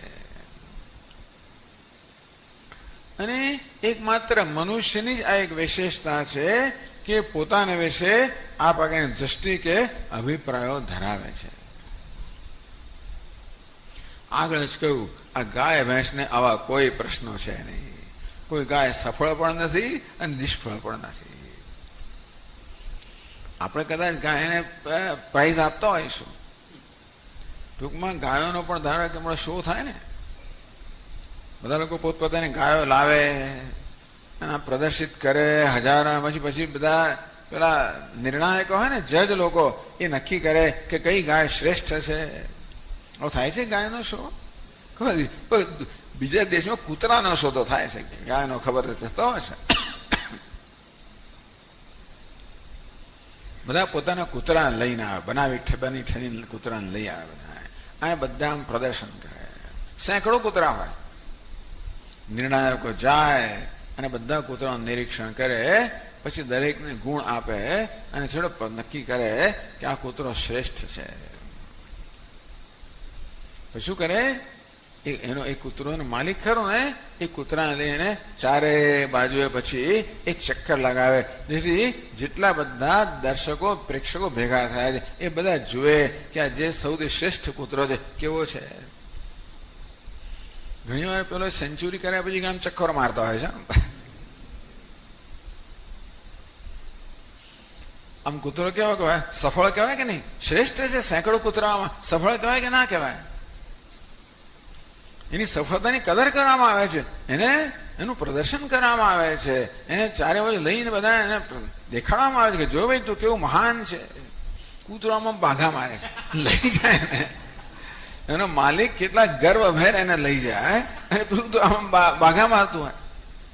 એને ખબર ના પડે કે મને પેલું એને કે મને ખાવાનું ક્યારે મળશે, મને કેમ અહીંયા લઈ જાય છે, એને એની જ પડી હોય. હું સફળ છું એવો કોઈ પ્રકારનો ગર્વ કૂતરાને નથી. એ સિવાયના બીજા સેંકડો કૂતરાઓ જેમને જે આવા શ્રેષ્ઠ જાહેર નથી થયા, એ પોતે નિષ્ફળ છે એવી પણ એને તકલીફ નથી. આપણો નિષ્ફળ થયો તો રાત્રે ઊંઘ ના આવે, રાત્રે જમવાનું ના ભાવે આપણને, એની અસર કેટલાય દિવસ આપણા પર રહે, આપણે ગમગીન થઈ જઈએ. હું નિષ્ફળ થયો. કૂતરાને ના ભાવે, કૂતરાને માલિકને એવું થાય કદાચ. ટૂંકમાં જે કૂતરાઓ નિષ્ફળ કહો, માલિક નિષ્ફળ થયો એમ કહી શકાય. પેલો સફળતાનો ગર્વ કોને છે? માલિકને છે, કૂતરાને કશું નથી.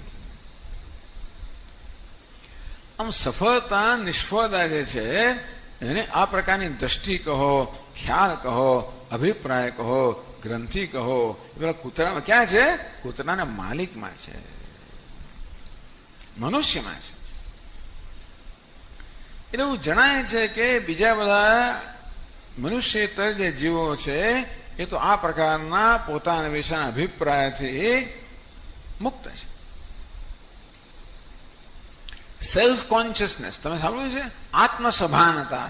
આ મનુષ્ય કેવું છે? સેલ્ફ કોન્શિયસ પ્રાણી છે, આત્મસભાન પ્રાણી છે, એ પોતાની સભાન છે. હવે સેલ્ફ કોન્શિયસ આત્મસભાનતા, સ્વસભાનતા બીજા બધા જીવોમાં હોય એવું જણાતું નથી. થોડી ઘણી સભાનતા ખરી જો કે એકદમ નથી એવું નહીં. કૂતરાને કંઈક સભાનતા હોવી તો જોઈએ કે હું કૂતરું છું, કંઈક તો હોવું જોઈએ. એટલે બિલાડીને જોયું ત્યારે એનું વર્તન બદલાઈ જાય. બીજું કૂતરું હોય ને ત્યારે કૂતરાનું વર્તન એક પ્રકારનું હોય, અને બિલાડી આવે એટલે એને એટલી ખબર પડતી હશે કે આ મારી જાતનું છે અને આ બિલાડી છે, એવું કંઈક એને હશે ખરું. એવા પ્રકારની સભાનતા હશે, નહીં તે જીવી ના શકે, ટકી ના. ટૂંકમાં એ ટકી શકે એટલી સભાનતા ભગવાન આપે છે, વધારે નહીં. પણ જો કૂતરામાં આવી સભાનતા હોત કે હું તો ઉતરતું કૂતરું છું, તો કોઈ દાડો ટકી ના શક્યો, બિચારો મરી જ ગયો હોત. મરી જાય. શું કરે? એ આપઘાત કરે.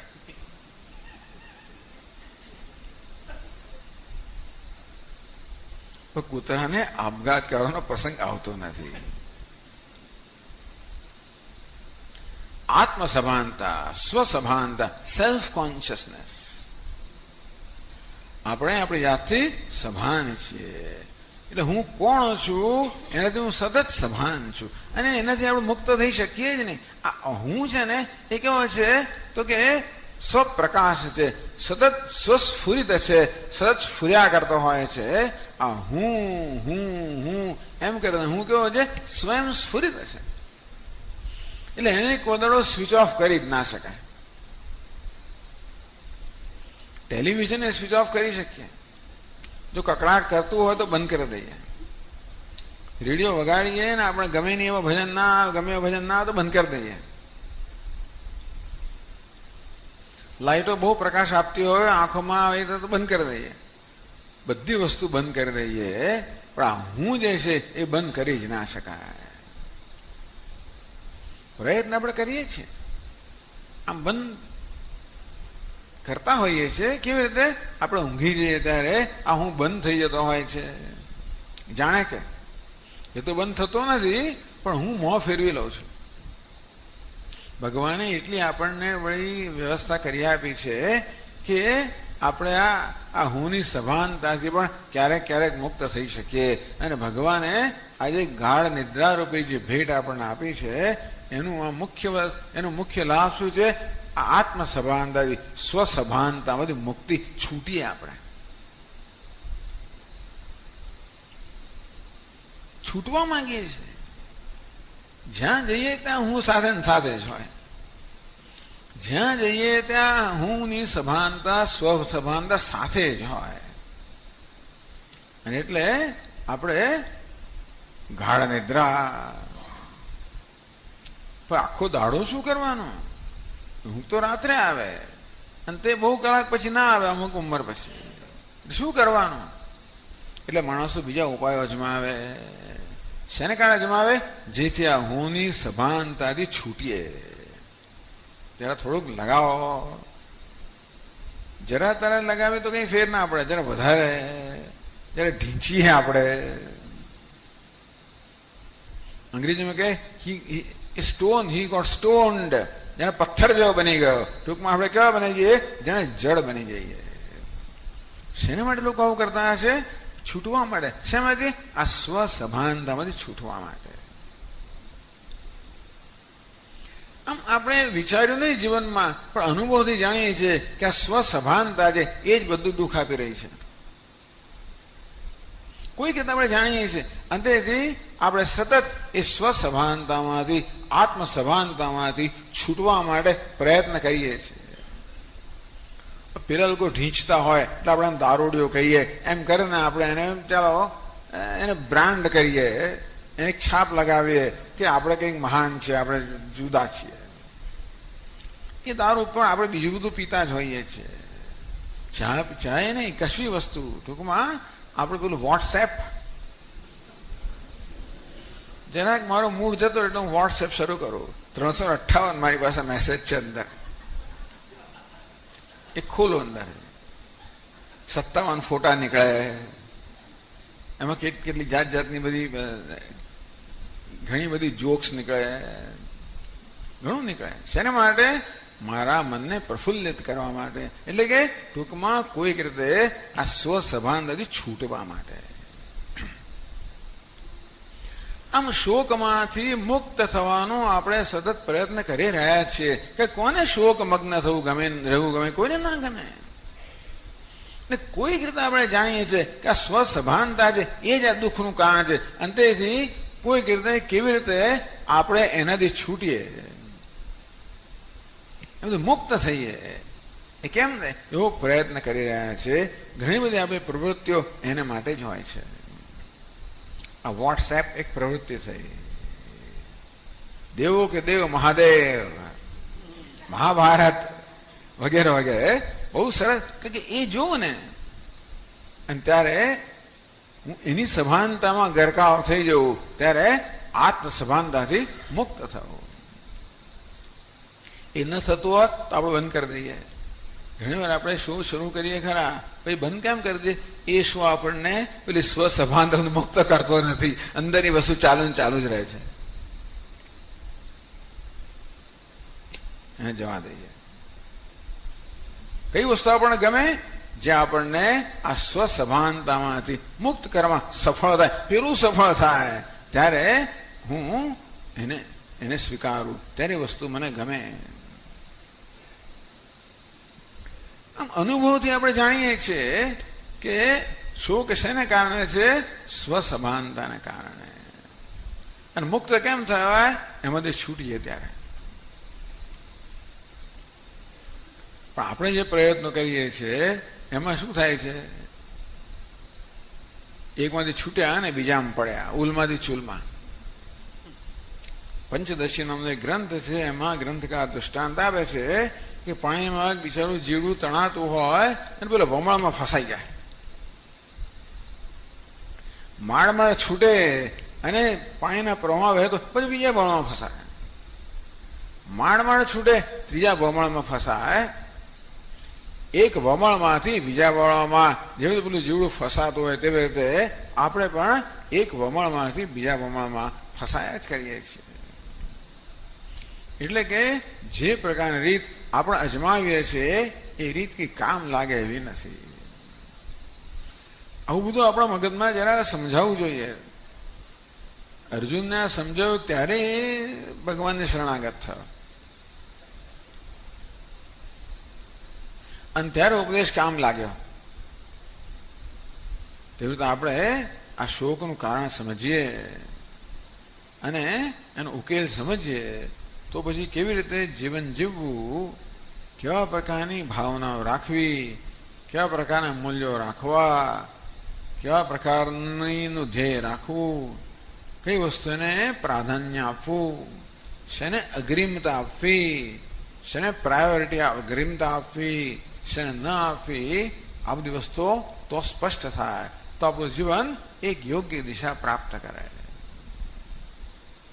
તો આપણું જીવન શોકમાંથી મુક્ત થવાનું એક સાધન બને. અત્યારે કેવું સાધન છે? શોકમાં આપણને મગ્ન કરવાનું, એક વમળમાંથી બીજા વમળમાં, ઉલમાંથી ચૂલમાં.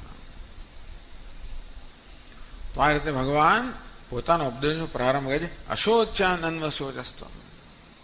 અર્જુન શોક ન કરવા યોગ્યનો શોક કરી રહ્યો છે, એટલે શોક કરવાનું કારણ તારામાં છે, બહાર નથી. જો બહાર હોત તો કોઈ એને દૂર કરી શકે જ નહીં. તારામાં છે, મારે શોકથી મુક્ત થઈ શકીએ. બહાર ઠંડી છે, ગરમી છે, કોઈ દિવસ મુક્ત થઈ ના શકીએ. અગવડ છે, સગવડ છે, માન છે, અપમાન છે, સફળતા છે, નિષ્ફળતા છે, સ્તુતિ છે, નિંદા છે, રહેવાનું જ. ગમે ત્યાં જાઓ અને ગમે તે કરો.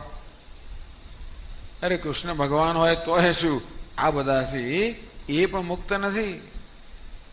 એમને પણ નિષ્ફળતા મળે છે, એમને પણ પરાજય મળે છે. શોક મળે બધા કારણ એમના જીવનમાં હતા જ. કોઈ એવું જોયું છે કે જેની સમક્ષ કોઈ પરિવારની સમક્ષ નષ્ટ થઈ જાય? પોતાના બધા સંતાનો, પુત્રો, પૌત્રો, પ્રપૌત્ર બધા પોતાની સમક્ષ લડીને મરી ગયા. આથી વધારે કરુણતા કઈ હોઈ શકે? બધું જ બન્યું છે. એટલે કે બહારના સંજોગો છે એને આપણે કેટલેક અંશે ટાળી શકીએ, ભલે આપણે ટાળીએ, પણ મહદ અંશે તો એનો સામનો કરવો જ પડવાનો.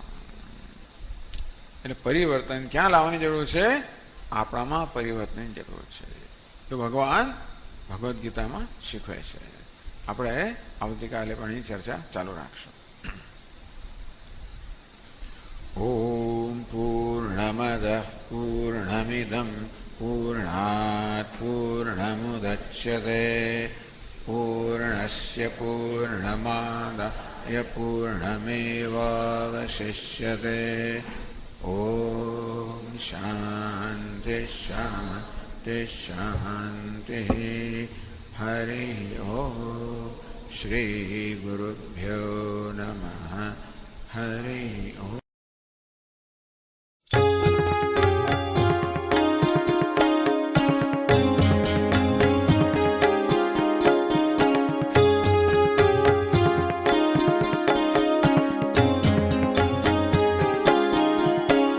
मनोबुद्ध्यहङ्कार चित्तानि नाहं न च श्रोत्रजिह्वे न च घ्राणनेत्रे न च व्योमभूमिर्न तेजो न वायुः चिदानन्दरूपः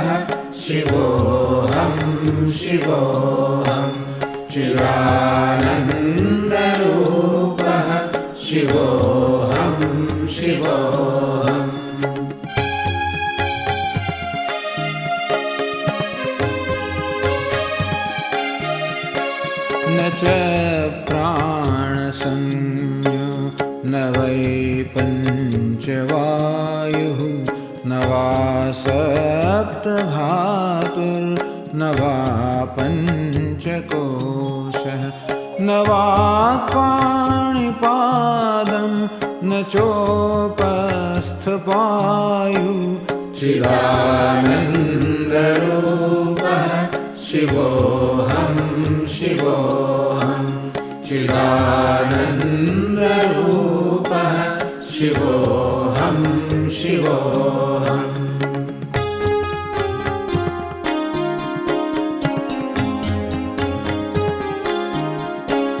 न मे द्वेषरागौ न मे लोभमोहौ मदो नैव मे नैव मात्सर्यभावः न धर्मो न चार्थो न कामो न मोक्षः चिदानन्दरूपः शिवोऽहं शिवोऽहं चिदानन्दरूपः शिवोऽहं शिवोऽहम्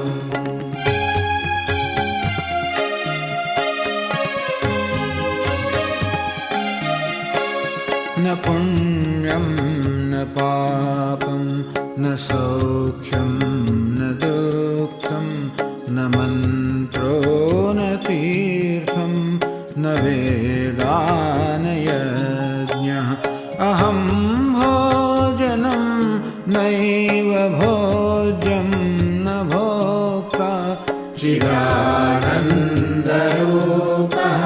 शिवोऽहं शिवोऽहं चिदानन्दरूपः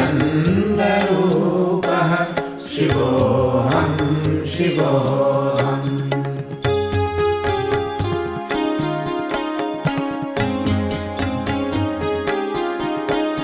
न मे मृत्युशङ्का न मे जातिभेदः पिता नैव मे नैव माता न जन्म न बन्धुर्न मित्रं गुरुर्नैव शिष्यः चिदानन्दरूपः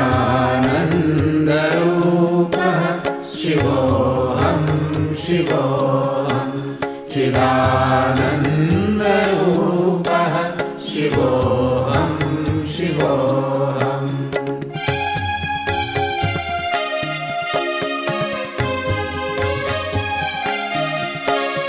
अहं निर्विकल्पो निराकाररूपः